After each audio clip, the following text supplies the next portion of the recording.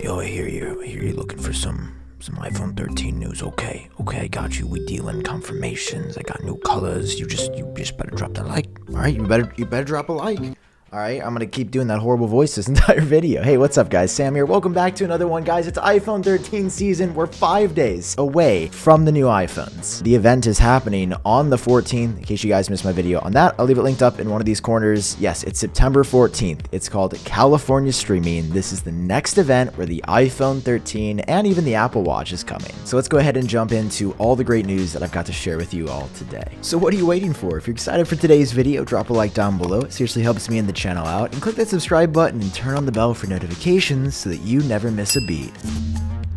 Alright, I will say this off the bat, I'm wearing the pink hoodie for a reason today, and we'll get into that when we talk about iPhone colors in just a little bit. But before we talk about rumors and leaks from sources that are never perfect, I want to talk about something that is, which is Apple's official government filing with the FCC. I feel real bad for the employee that probably forgot to check the box on the FCC's site that said don't share with the entire world or do not publish just yet, because Apple has confirmed a new MagSafe charger, 4 new models, and even refers to the iPhone 12 lineup as legacy, which I guess is where we should start with this, because Apple in this filing...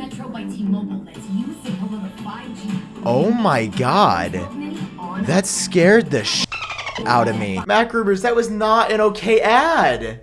Why could I not pause that? Anyway, as I was saying, this is an official filing from Apple. We should start with the part where they refer to the legacy iPhones, which is the iPhone 12 lineup. But you see, right now, those are the newest iPhones available, so why would Apple refer to something that's not about to be updated as legacy? Well, it's obvious. It's because they're going to announce it at their event next week. In the same filing, Apple accidentally references 4 unreleased iPhones, and while none of the features or looks or specs are listed here, there are 4 unreleased models that don't match anything that's out right now. And 4 models would be iPhone 13 mini, iPhone 13, iPhone 13 Pro, and iPhone 13 Pro Max. And on top of those other 2 leaks, which, I mean, we kind of already knew, it does show us something that we weren't aware of, which is that a new version of the MagSafe charger is coming. Now, we don't know what it's going to do or what exactly has changed. Unfortunately, those deets aren't in this filing, but we're speculating that it's either going to be A, faster charging, or B, be able to transfer data. I'm looking forward to this because I use MagSafe as the predominant way to charge my iPhone. I use it every single night next to my bed, and if it could charge even faster than it does now or have the ability to transfer data, that would absolutely pave the way for a portless iPhone, which I know is a wild concept, but I'm pretty sure they're still heading in that direction. So the new MagSafe charger, the 4 new models, this is not from an unverified source or sketchy rumor. No, this is through the FCC, an official governmental entity. Apple can't exactly take backsies on any of these things, so expect that 100%. It's confirmed. I'm gonna say it. You can't use the word confirmed. That's not even a voice modulation. That's my own voice doing that. Pretty cool, right? No, it's 100% confirmed. Now, there's things that we're going to talk about a little bit later on in the video, like right now. They're not as concrete. They're from sources that could be wrong, could be right, but they're things that I believe to be credible, and that's why I'm sharing them, of course. Which does include information about new colors. And this year, if this is true, what we're talking about, it's going to be banana pants, because I think people have wanted these colors forever. It's bronze and pink, and bronze is going to be the new color for the Pro models. For the past 2 years since the iPhone 11 Pro series, Apple has swapped out Pro colors. The first year, it was midnight green. It was the super deep, dark, foresty color that I regret not getting. I, for some reason, got space gray that year. Then the iPhone 12 Pro came out, and I feel like I made the right choice with Pacific Blue. I still look at this color to this day, and I absolutely love it. It's probably my favorite iPhone color of all time. But I will say bronze. It fits right in with Apple's Pro, more subtle color scheme, and it's been rumored by multiple sources, credible and uncredible. The reason I bring this up today is because this Ukrainian retailer called KDC, I don't know if anybody's familiar, but if you live in Ukraine, I guess let me know down below if this is a pretty good site or a real sketch site to buy new Apple products on, but they've had all these listings come out about the new iPhones. And if you look real close on the site, they've got one for the 13 Pro and 13 Pro Max that says bronze, in addition to the traditional black, silver,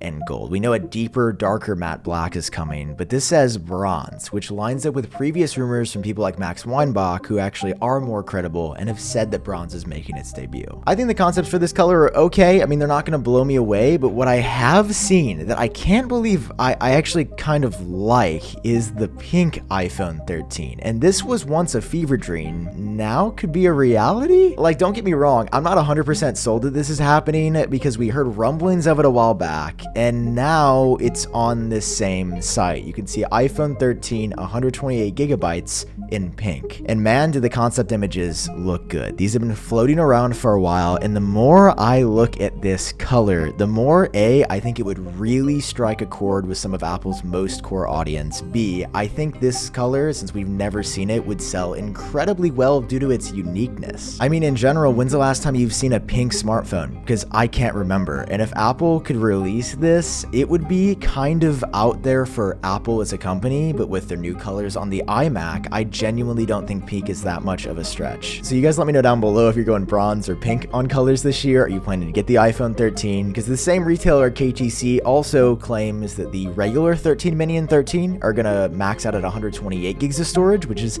genuinely not that much. That's what the Pros start at, and then the Pros are only going up to 512, not apparently getting 1 terabyte like we heard. But again, it's KTC. To be clear, KTC does not have a track record yet. This is the first I've ever seen or heard of them, so maybe they have an inside scoop, maybe they don't. Honestly, at this point, it's kind of hard to tell. Like I said, this video is filled with a lot of good news, and we've also gotten great news for the iPhone 13 from Max Weinbach, who's about 70% accurate, so a pretty good source in general, who's given us pricing info and additional details on the camera features. So let's start off with pricing. In, I think, August, Digitimes, who's only about 60% accurate, said the prices would be going up due to the chip manufacturers for pretty much every chip raising their prices, TSMC specifically, but Max says no, expect the same pricing as the iPhone 12, which would mean 13 mini at $699, 13 at $799, 13 Pro at $999, and 13 Pro Max at $1,099, which I'm not going to say is cheap or affordable. It's on the high end of the smartphone market, but at least it's apparently not getting more expensive. And while I want to be optimistic here, I could see a price increase this year. I just could, because of everything that's happening production-wise. I'm not necessarily expecting it, but I wouldn't be surprised. All the models this year, regardless of how much you spend, are apparently getting just a little bit thicker and heavier, and this is going to be most pronounced on the 1099 Pro Max, but that's also said to be, again, the true flagship model. So if you want the most premium phone with the most premium features, it should be that one again. What I'm referring to is the fact that obviously the Pro Max has a bigger screen and bigger battery. It's always been like that on Apple's larger phones, but I'm talking about exclusive camera features that you don't get on anything else, and apparently that exclusive feature trend is unfortunately continuing again, which I'm not a fan of. And that's because I don't use the Pro Max. I use the regular size Pro. So for $100 more to get bigger screen, bigger battery, and exclusive features, it's hard to say no to that. I just hate the size. I've tried it. I tried the Pro Max. I owned the 12 Pro Max for a while, and I had to return it because it just wasn't my vibe. So Apple won't call it this, but there will be an Ultra model of sorts that's going to have some exclusive stuff aside from the obvious, which again, not a huge fan of, but it's happening. Moving on to battery life next, we've got some new deets on how the larger batteries are going to work. They're saying that on the iPhone 13 mini, you're going to get an extra hour over the 12 mini, which is pretty impressive actually. Then the 6.1-inch iPhone 13 and iPhone 13 Pro, those are going to have about 10% larger batteries. But again, paying the most for the biggest iPhone, the 6.7-inch Pro Max, is going to get you an 18 to 20% larger battery. So the improvement will be double over the standard Pro and non-Pro. It's going to be an insane upgrade, just absolutely nuts. Also, the Pro models are getting the 120 Hz display this year. That's going to be their main Pro upgrade, where the screen refresh rate is just buttery. And it says when you enable low power mode, that's going to turn off the 120 Hz screen, which is exactly how it works on the iPad Pro. Finally, though, we got details about the cameras, which I am having a hard time believing because they're a little bit nuts. And this is probably what most of you are most excited for. I've said for a while, I believe that the cameras are what Apple will predominantly use to market the iPhone 13s, just because the phone will broadly look the same as last year. We're hearing 15% more light coming into the sensor due to some low light improvements, but the ultra wide lens, which looks horrible in low light and is by far the cheapest looking lens on the phone, that's going to let in 40% more light. 40%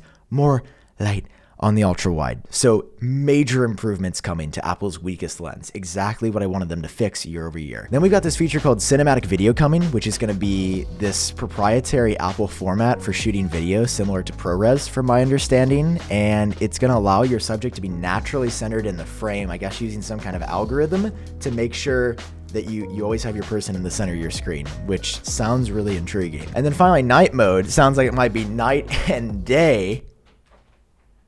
Oh, I'm fired?